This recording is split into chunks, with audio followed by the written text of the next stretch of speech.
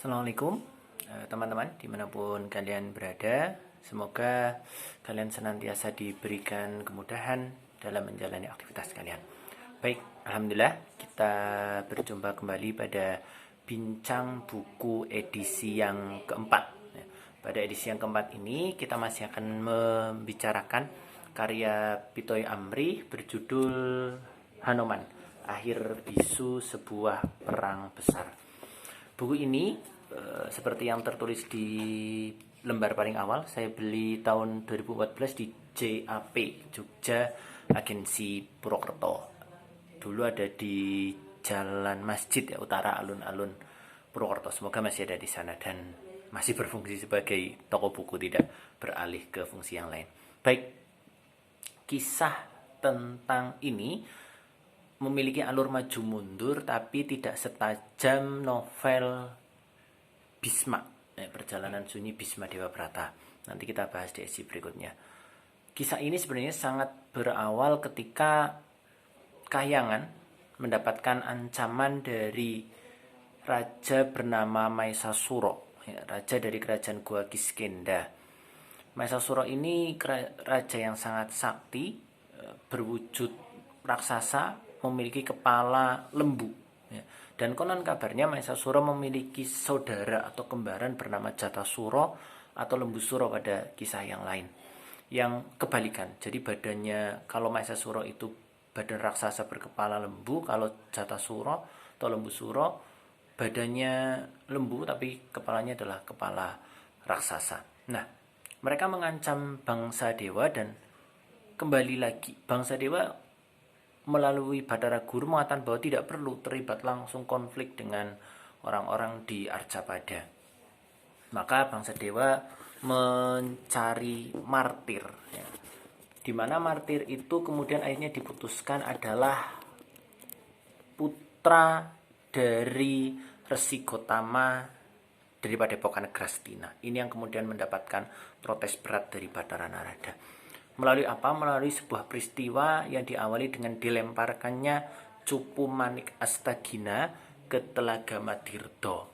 Ya, bagi orang-orang atau teman-teman yang tinggal di daerah Kabupaten Karanganyar dan sekitarnya pasti cukup akrab dengan nama Telaga Madirdo. Ya, Cupu Manik Astagina ini dilemparkan ke Telaga Madirdo, kemudian menimbulkan aura yang dengan cepat mengubah keadaan keluarga Resi Gotama. Dewi Indradi, istri dari Resi Gotama yang awalnya sopan santun, ramah, tiba-tiba menjadi pemarah, senang memukul anak-anaknya. Bahkan puncak dari kemarahan itu adalah Dewi Indradi mengungkap aib Resi Gotama di hadapan banyak orang. Ini yang kemudian membuat Resi Gotama marah dan mengutuk Dewi Indradi menjadi sebuah patung. Perubahan juga terjadi pada anak-anak Resi Gotama. Resi Gotama memiliki 3 anak. Yang pertama bernama Guarsa, yang kedua bernama Guarsi, dan yang ketiga bernama Anjani.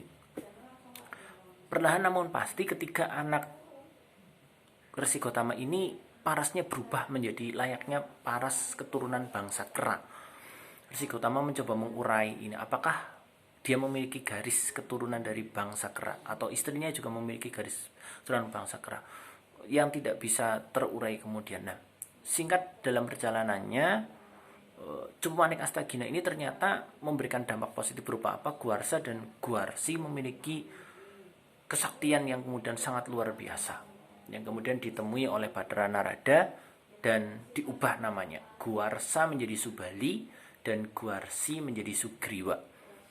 Mereka diminta untuk mengalahkan Maesasuro dan Jatasuro, dan imbalannya adalah mereka akan dinikahkan dengan Dewi Tara, Bathari Tara, salah satu dewi dari Kahyangan. Sebelum mengalahkan itu, Subali atau si Guarsa berpesan kepada adiknya bahwa jika nanti darah yang keluar dari gua ini berwarna putih, maka sebenarnya aku gugur. Ya, jadi Subali kalah. Maka Subali meminta Sugriwa yang berjaga di luar itu meruntuhkan gua. Ya, maka pertarungan terjadi. Ya, dan Subali bisa mengalahkan Maesasuro dan Jatasuro. Ternyata apa? Darah Maesasuro pun berwarna putih ternyata. Kemudian keluar melalui gua, dan ini yang kemudian membuat Sugriwa meruntuhkan gua, pintu gua. Seperti pesan Subali, padahal Subali masih hidup di dalamnya. Ini menjadi awal konflik dari Subali dan Sugriwa. Kemudian Sugriwa menghadap Dewi Tara dan mengatakan bahwa Mahesasura dan Jatasura sudah dikalahkan dan Dewi Tara menikah dengan Sugriwa. Selang berapa lama Subali ternyata masih hidup, melihat adiknya menikah dengan Dewi Tara, dia merasa dikhianati. Dia merasa Sugriwa sebenarnya ingin membunuhnya. Ya. Maka ini terjadi konflik yang berkepanjangan hingga akhirnya berujung pada Sugriwa yang diasingkan. Kita berpindah latar, di mana Dewi Anjani yang juga berwujud bangsa kera ini kemudian menarik perhatian dari Bathara Guru. Banyak versi terkait ini. Yang intinya adalah Anjani hamil. Ya. Anjani hamil melahirkan bangsa kera, ya, putih yang kemudian diberi nama Hanoman, yang kemudian dirawat oleh Bathara Guru di Kahyangan dengan Anjani, dan Hanoman ini dititipkan kepada perawatan dari Bathara Bayu. Selain Hanoman, kemudian menyusul ada bangsa kera juga bernama Anila. Ya, Anila ini latar belakangnya tidak begitu diketahui dengan sangat jelas. Lah, Anila dan Anoman di bawah penguasaan atau pemeliharaan dari Bathara Guru dilatih sedemikian rupa, tumbuh besar dan berkembang hingga akhirnya Anila yang sombong angkuh membuat Anila dan Anoman sering berkonflik. Padahal mereka adalah hanya dua bangsa kera di Kahyangan. Hingga konflik mereka kemudian membuat mereka diusir oleh Bathara Bayu ke bumi, ke Arcapada. Dalam perjalanannya, kemudian Hanoman bertemu dengan Sugriwa yang diasingkan, kemudian bertemu dengan Rama Wijaya yang sudah kehilangan Dewi Sinta, dan Rama membantu Sugriwa untuk mengalahkan Subali, dan akhirnya Sugriwa menjadi Raja Goa Kiskenda. Kita percepat. Dan akhirnya mulai disusunlah rencana pengembalian atau rencana mengambil kembali Dewi Sinta yang sudah diculik oleh Rahwana. Nah, beberapa inspeksi, beberapa pengintaian dilakukan, paling tidak 2 kali. Yang pertama, dutanya adalah Hanoman, ya. Hanoman menjadi duta yang kemudian dikenal dengan istilah atau lakon Anoman Obong atau Anoman Duta. Kemudian disusul Anggada. Siapa Anggada? Anggada adalah anak dari Subali, ya, dengan Dewi Tara. Nah, Anggada juga kemudian bergabung. Kemudian ada juga peran dari Gunawan Wibisono. Siapa itu Gunawan Wibisono? Nanti akan kita bahas di video singkat setelah ini. Yang kemudian peran Anoman adalah di mana? Peran Anoman jelas pada yang pertama pada lakon Anoman Duta atau Anoman Obong. Anoman melakukan inspeksi dengan modal diberi cincin oleh Rama Wijaya untuk diberikan kepada Dewi Sinta. Di situ Anoman melakukan beberapa inspeksi, mengetes kemampuan angkatan perang dari Alengkodirjo dan kemudian mengabarkan kepada Rama Wijaya. Hingga persiapan semua siap, kemudian Rama Wijaya membangun jembatan untuk menuju ke Alengkodirjo. Disinilah peran besar dari seorang Anoman. Dia menjadi panglima perang yang memimpin bangsa kera untuk mengalahkan para pasukan dari kerajaan Alengkodirjo. Tapi sebagaimana yang dipesankan Gunawan Wibisono bahwa jika memang tujuan Rama Wijaya hanya sekedar meminta kembali Dewi Sinta, maka lakukan perlawanan secukupnya. Tidak usah merusak terlalu banyak bangunan, apalagi bangunan utama di mana ibu dari Gunawan Wibisono ada di situ. Dan perjanjian ini disepakati. Kemudian Anoman melakukan peperangan dimanapun berada. Kesulitan terjadi ketika apa? Terjadi melawan Rahwana. Rahwana ini ternyata memiliki ajian di mana ketika tubuhnya meskipun sudah mati tapi menyentuh tanah, dia akan hidup lagi. Ya. Dan kepalanya ada 10, ya, mengapa disebut sebagai Dasamuka.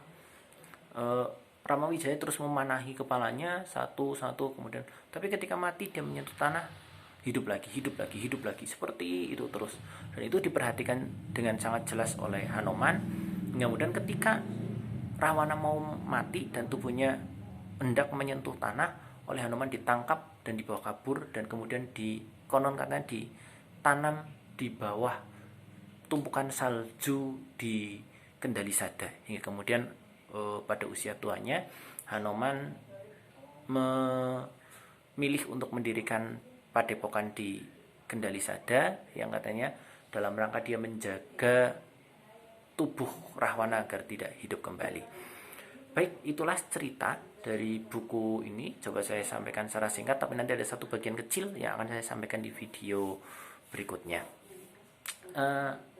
Ini adalah satu-satunya novel Ramayana karya Pitoy Amri yang saya punya. Sebenarnya ada satu lagi, yaitu Ramasinta kalau tidak salah, tapi saya belum sempat membelinya. Ini menjadi pengetahuan baru tentang sosok dari Hanuman, dan yang menurut baru bagi saya adalah akhir hidup dari seorang resi Hanuman nantinya dikisahkan di buku ini. Bagi kalian yang menyukai kisah-kisah wayang, buku ini sangat recommended untuk kalian miliki. Bagi yang sekelumit tahu, buku ini juga sangat bagus, alurnya sangat mudah dimengerti. Pitoy Amri dengan gaya khasnya mendeskripsikan tokoh-tokoh dengan sangat detail sehingga kita sangat mudah memvisualisasikan. Bagi yang tidak tahu menau tentang kisah wayang, hanya sekadar hobi membaca, novel ini menyajikan alur yang mudah untuk dimengerti. Jadi semoga video ini meningkatkan minat kalian untuk membaca buku.